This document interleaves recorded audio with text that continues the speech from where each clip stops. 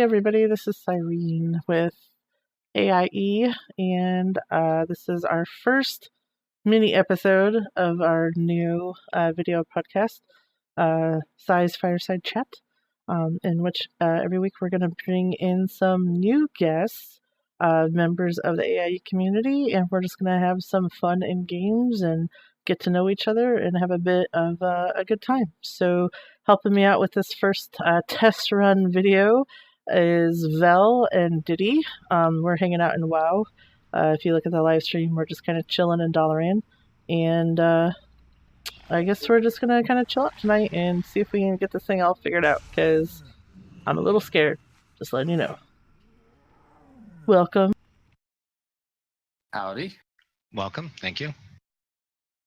Okay, so obviously we're in WoW, but I have to ask, what brought you guys to gaming online? What did you guys do in WoW, or your first MMOs, or what caused you guys to be online gamers?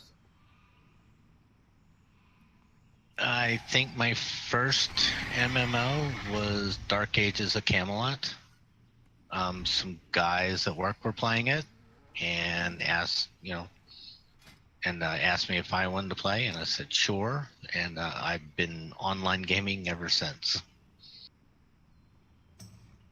That's interesting. For me, I think it was more, I think WoW was my first one, actually. And my profession that I'm in, I actually had a couple of my students that got me into it. I played a lot of regular Warcraft and I really liked it, and I don't know why I didn't try it. I mean, I wanted to, but I think they kind of pushed me over the edge. And of course, I dove into a bunch of other stuff from here, but this is still the one I like the best. Oh, that's so cool. Yeah, I started in WoW myself a long time. Once in a while, you'll see me in SOTOR, or I'll play Overwatch or something like that. But as far as like online gaming, I basically started in WoW. I didn't start with any of the pre MMOs that were out there. I was not a gamer back then. I mean, I was kind of looking at EverQuest, but I never dove into that one. Yeah, I tried EverQuest for a while. And it didn't really grab me a whole lot. So I actually went back to Dark Ages of Camelot, and when the guys at work switched and started playing WoW, and they talked me into playing that, and when I started playing that, I haven't played anything else since. Been in since the beginning.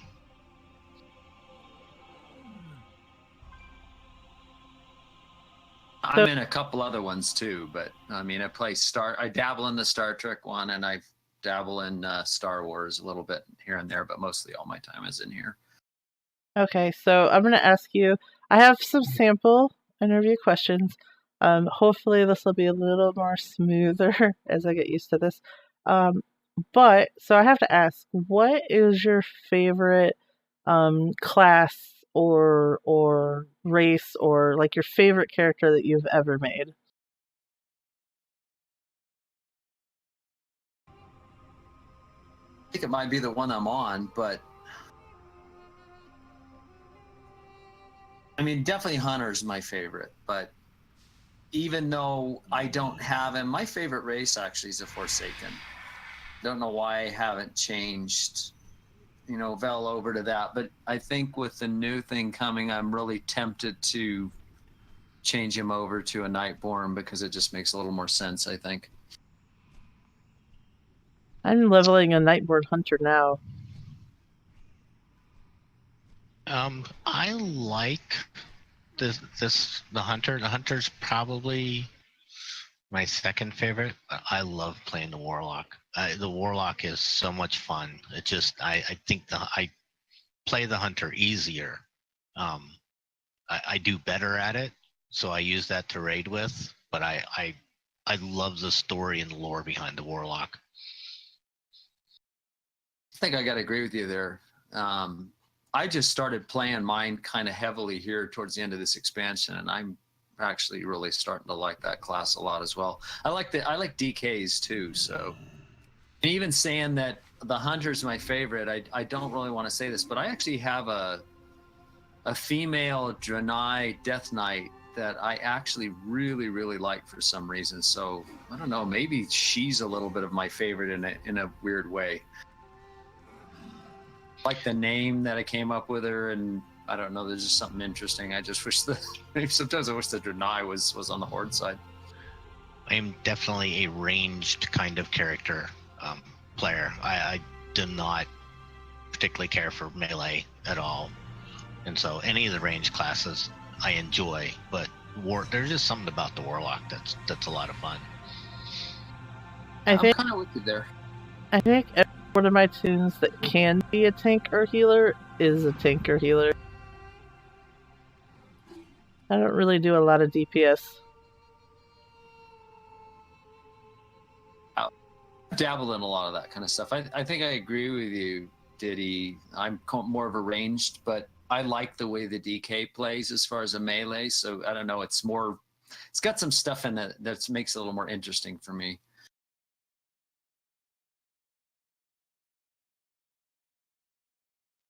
Although having said that, I did just level a rogue, and I actually really enjoyed that. That was a lot. That one's a little bit different than some of the other melee classes.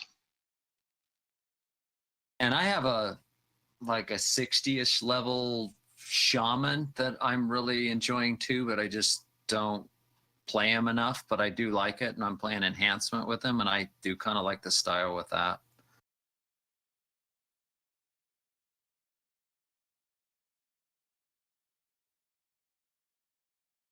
Okay, so a little bird told me, and this little bird was our Raid Team's Discord, that you guys got tickets to Blizzcon and that you guys have both been there before.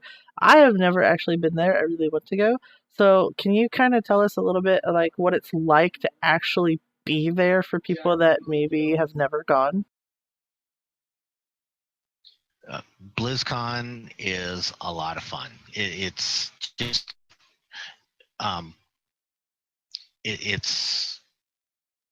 it's organized chaos for 2 days. You get to meet a lot of different people and see a lot of things. I've been twice before. This will be my third time going. Went in 2011 and then in 2014, and then we're going this year. It's a lot of fun, and it's good to see the new things up close, but it's really about hanging out with the people. It's just a lot of fun. This is going to be my 6th. So I started in 2013. It was really fun the first year, although I have to say, I think the second year I went, I actually enjoyed it a little more. I don't know why. I think it was just the first year you're kind of, awed by everything. And I think the second year I went, I just spent a lot more time walking around, looking at the things and talking to people and stuff like that. But I think where it really kind of hit you was, I remember when I flew in, I took a super shuttle to the hotel, and the entire bus was full of people that were going to BlizzCon. So we talked the entire time, like, hey, what server are you from? What are you? And so I think it really gave a really neat sense of the community. And I think everybody that goes to it are really passionate players for a lot of their games. I would say obviously everybody there was into WoW, but I thought that was really cool, being around everybody that was like super into it, and it made you even more into it. And I remember leaving, I couldn't wait to get home to I want to jump in and play. It would get you so excited about, playing all the different things. So. Okay, that is so cool. Because if I go, I think I'd really want to go, but I think I would be too, I don't know, overwhelmed with the number of stuff. Like, there's so many panels and so much stuff. Pretty much every year we get the virtual ticket, so we watch it from home off of my computer because I like to collect all the pets and everything. But it's nice that way to be able to go back and watch a panel that kind of played at the same time another panel played that you really wanted to see. But I think I think it would be really cool to at least be there in person once, just to get the vibe from the room. I think that would be the coolest thing. Oh, it certainly is. And I think because you kind of get the virtual ticket anyway, I think if you get the regular ticket. So what I found was, yeah, the first year you go, you kind of want to see everything. But, if you can go multiple times, or if you go the first time, don't try and go see everything. I don't think you just pick the stuff that really looks interesting to you. I mean, there's some obviously no-brainer things, like the opening ceremonies is a must. But, beyond that, I think it's just kind of what you're interested in. And I just found it fun kind of trying to dabble in a little bit of everything, if you can, and just try to at least see it. And, and if it doesn't really, grab your, if you're not really interested in it, I wouldn't spend a lot of time there, because you can get really tired, kind of doing that stuff. And what I remember, what I kind of get wrapped up into is that, they get a lot of vendors there. So they get all kinds of computer companies and whatever. And those guys do little contests, and those are kind of fun, walking around. That lets you actually interact with the people, I think, even more, doing that stuff. So I really like doing that kind of stuff. And then, of course, they've had those pins and all that. There's just so many things to do that you can get lost. But then again, you believe it or not, I think you can kind of pace yourself, at the same time.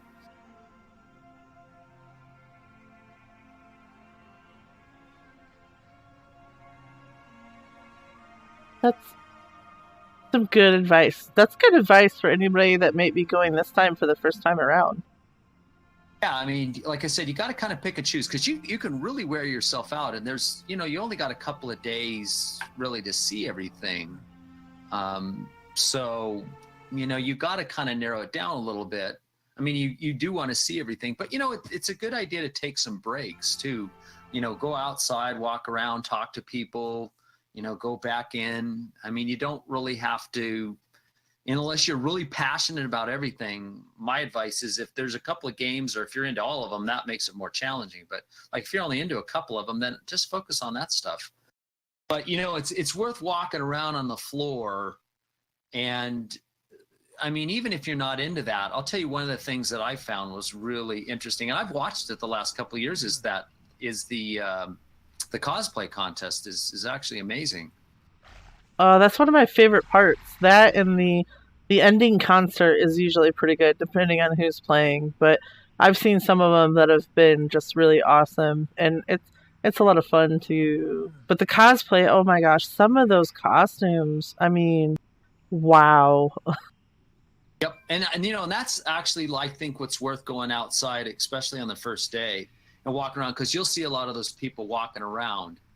And man, if you want to take pictures with them and stuff, that's kind of the way to do it. But my advice, kind of even watching the cosplay, I actually go to another part of the convention hall, because they have screens and chairs and stuff everywhere in there.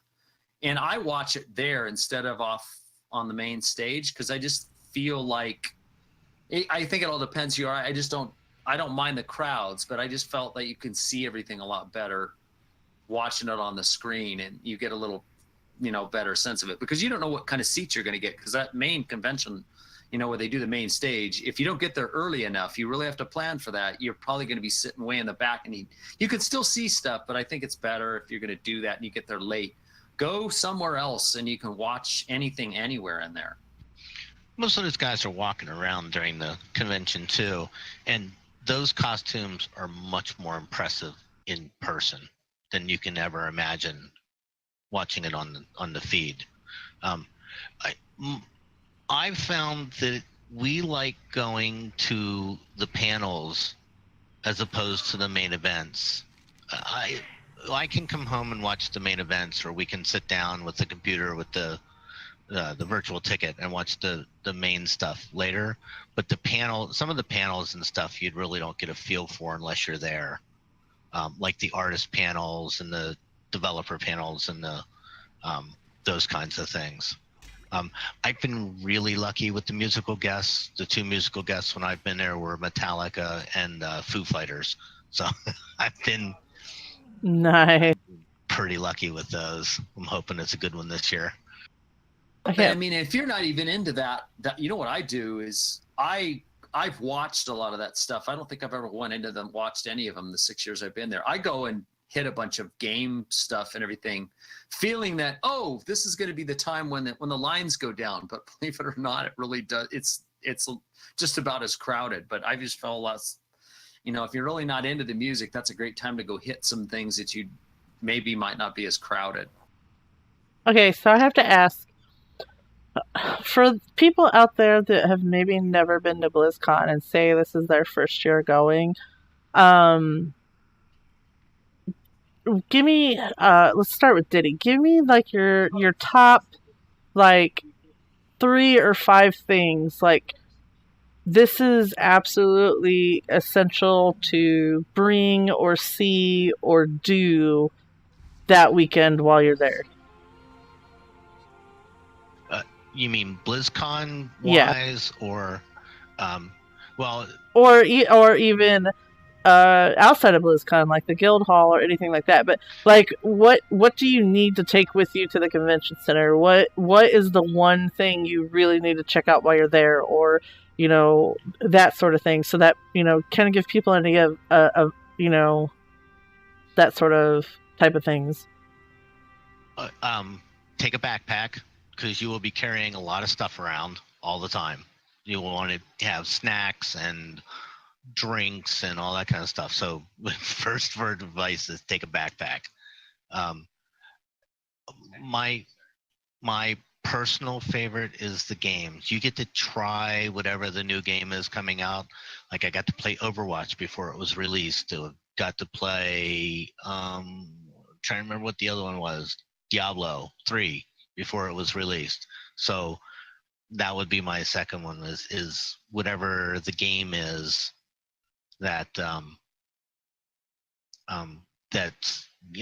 they'll be promoting some game on the floor, and they'll have tons of stations set up that you can try it.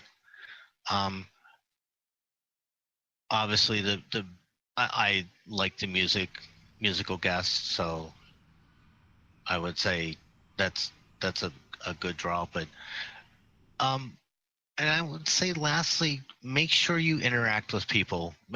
You can strike up a conversation with anybody. We've been standing in a line and talked to somebody that we're still in touch with today. At the Guild Hall, I've met people that I'm still friends with today. So make sure that you interact with the people around you, and when you sit down in a chair, talk to the person next to you and get to know them. What about you, Bill? I think I agree with you on a couple of things there. I mean, like going and playing the games, I think that's a great way to kind of interact with people. It's super fun too. If you can hook up with some people and get into those lines and play together, it's amazing how much fun that is. Yeah, I think if you want to take stuff with you, I'm kind of on the other end as far as I don't like taking a lot of stuff with me, but I think that all kind of depends. If you can get a hotel that's not too far from the convention center, I think you don't have to carry around a lot of stuff, because I don't like packing things around. I want to be able to move, and there's so many food choices and stuff around there that it's not too hard to go outside and grab something to eat or whatever. I think going and seeing the opening ceremonies is kind of a must, because that really gives you kind of a really great sense of how passionate the people are. I mean, when they start showing stuff and just the energy of the people going crazy when we're watching that stuff, I think that stuff doesn't really matter for that one. I think being on the main stage floor is kind of like key. Let's see, what else? I think the other thing that sometimes gets missed that's kind of fun is they've kind of changed this through the years, but they moved the Dark Moon Fair area to the upstairs, and they have a really neat thing that they do in there every year where you can go get your picture taken, but you can do it with a bunch of people, and they'll put a backdrop with you. And they used to do they've done some video things and stuff like that. Those are super fun and sometimes get missed. And you get to take copies of that stuff back with you for free. And I have some of. I've been doing it every year since I went there. So those are my 3 things I would say to go do.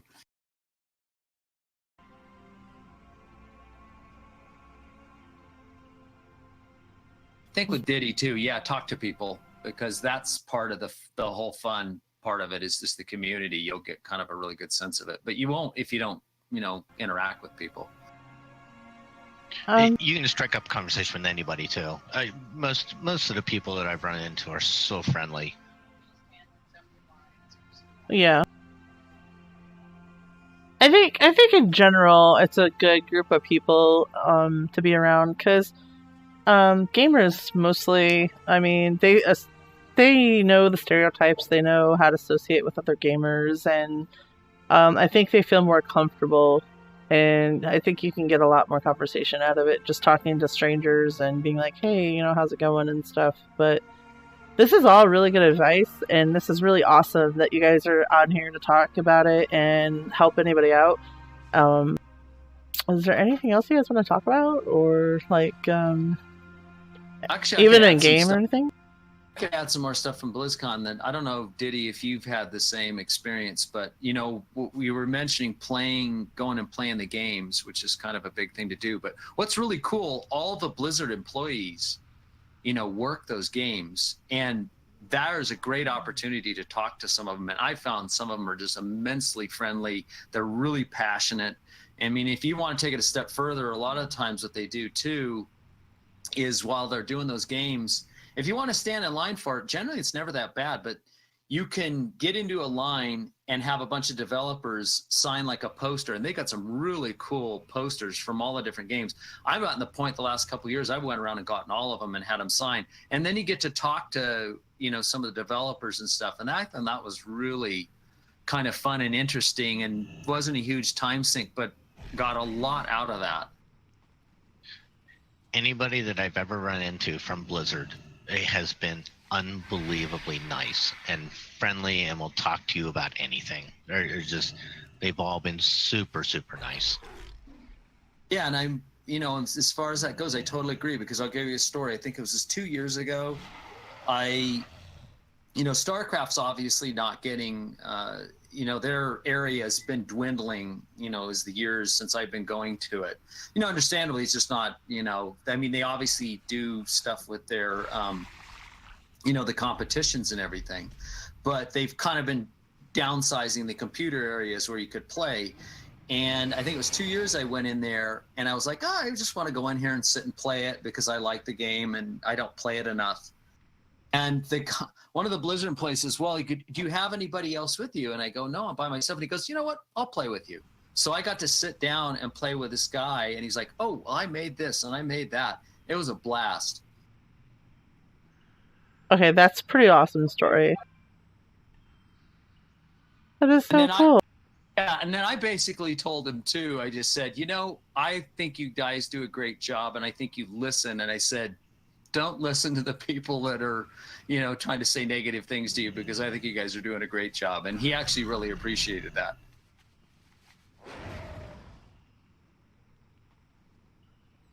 Well, I think most of us that go to this convention are Blizzard fans, and we love what Blizzard does. Every game that they've ever put out has just been top notch, and we love the games and appreciate it so much.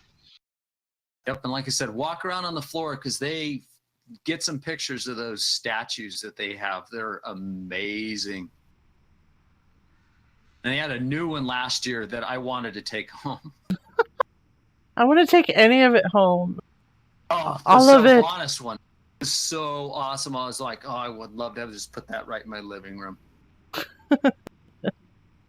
Well, I just want to say thank you guys for helping me test this out as we try and get the videos figured out with the live stream and the YouTube videos and getting everything hooked up. And I'm sure people appreciate all the stuff you guys talked about BlizzCon and how great everything is, and the tips and tricks and all that stuff that they've done. It's been about a half hour, so that was kind of what I was shooting for in these episodes, so that's not too bad. I think that's about it, unless you guys have like a quick 60-second little spiel. If you guys stream or Twitter or anything you want anybody to follow you, feel free to advertise now. Go ahead, Diddy. Yeah, I stream raid nights on Twitch, Diddi_AIE, and I also will sometimes, if I'm playing a PlayStation game or something, I'll be streaming that. So that's probably the best place to find me. And also on Twitter, I get announced on Twitter, which is also Diddi_AIE. Well, I don't stream really much. I just watch everybody else's stuff. I do have a Twitter account. It's Velazarius_AIE. Awesome. Well, I thank you guys for coming out. Hopefully, I'm looking to do this weekly. Tonight's kind of a special night because we're testing some settings and doing some fun stuff. But this, I want to say show, I guess I called it a video podcast. I don't know what you want to call it. It's kind of a thing. But it looks like we're going to be live streaming on Wednesdays in the evenings. So if you have any interest whatsoever, please watch the live streams. You could follow me on Twitter. It's Cyrene. That's Twitch. Twitch is Cyrene. Twitter is CyreneAIE. And we'll have everything up there, and then I'll get the YouTube channels and stuff posted once we get all the videos figured out. So this was kind of our test episode. I think it went really well. Thank you guys. Thanks for inviting me. You are welcome. Thank you very much for having me. And tomorrow at 8:30 Eastern Time, which is server time in WoW, for those of you that don't know what Eastern Time is, for shame, is going to be our first... I guess it's not really the first episode anymore, but it's the first originally planned episode. And we're going to have special guests on there. And tomorrow it's going to be... And I'm going to slaughter these names. Anybody that knows me knows I cannot pronounce names for the life of me, okay? But it's going to be Anwell, Antibus, and our favorite kid WoW player of awesomeness, Termaku. So they will be on tomorrow, and we'll play some WoW and hang out and do some stuff. So join us tomorrow, and we'll see you guys next time. Have fun. Bye. Bye. Bye all.